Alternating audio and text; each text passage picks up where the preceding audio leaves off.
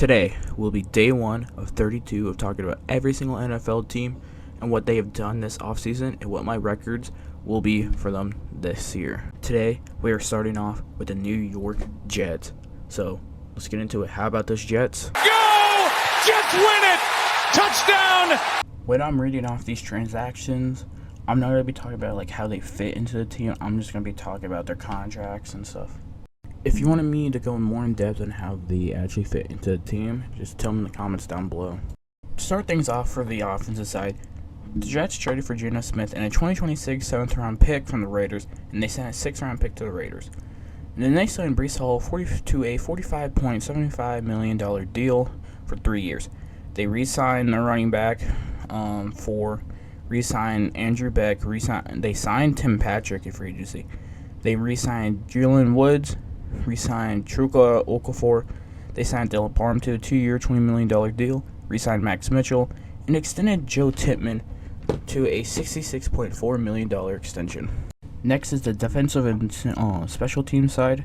They signed Kingsley Okamura for a 1-year, $10 million deal, signed Joseph Ozero for a 3-year, $36 million deal, signed David Ultimata 1-year, $10.5 million deal, and then they traded for Tavern Sweat they traded to the Titans for Jermaine Johnson, signed Demario Davis 2-year, $22 million deal, re-signed Michael Walker, signed LaShawn White up to a $1.5 million deal for a year, signed Dane Melton to a 1-year, $4 million deal, re-signed Andre Cisco to a $5.255 million deal, traded for Minkah Fitzpatrick.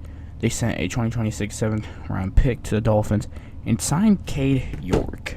Sorry if I mispronounce any of these players' names. And I'll be talking about who they drafted in the draft. First round, second round pick, David Bailey. At pick 16, they drafted Kennedy Sadiq. And at pick 30 in the first round, they picked Omar Cooper Jr.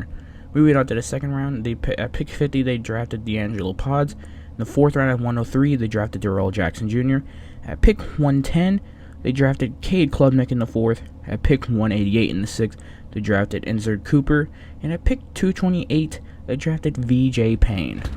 And remember again, if you want an in-depth video of how all these players fit into this Jets team and what they're trying to build, just let me know below and I'll try to figure it out. Okay, so this is going to be my rapid edition. I'm going to do it live, just week 1. They play the Titans. I think the Jets have a good enough team to go into Nashville, beat them. So the Titans are bringing in pieces too. Same with the Jets, but I feel like the Jets should just be more better. Week 2, they face the Packers. That's going to be an immediate L. And that's just going to set a spiral of events against AFC North opponents in week 3 and week 4, like the Lions and Bears. Next, bring in week 5.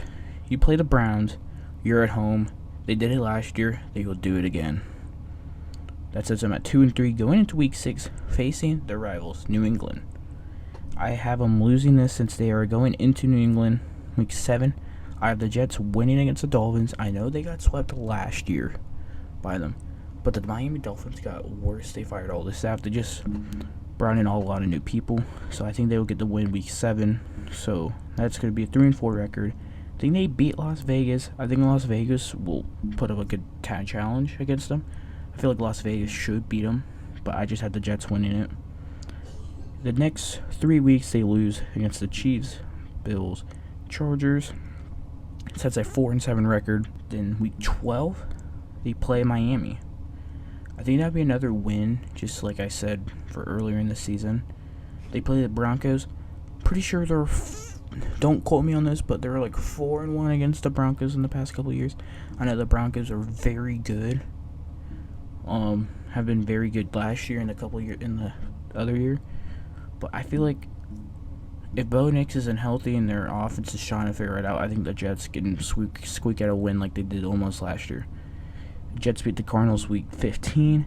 That sets them up at 7-7. Week 16, they're at home facing the Patriots. I think the Patriots still would beat them. I think the Vikings would beat them. Sets them at 7-9. And I feel like the Jets will split with the Bills this year, week 18. I think either the Jets can win week 10 or week 18 against the Bills. It's one of those two.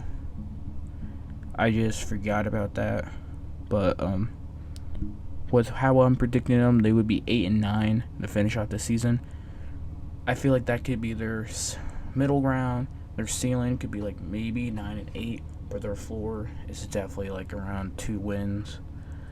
Not very confident in this Jets team right now, but it could change, of course, the season. Well, that's what's going to be it for this video for my Jets predictions and transactions, just to try to catch you up a little bit on this offseason. I'll be having some shorts for mock drafts for all 32 teams too. That will come out here, I'll say maybe a couple days after this video, and when I start to get this 32-day series going. But hey, remember to like and subscribe and comment. Tell me where I went wrong in the predictions. Hey, blessed to see you guys watching another video. Have a great day.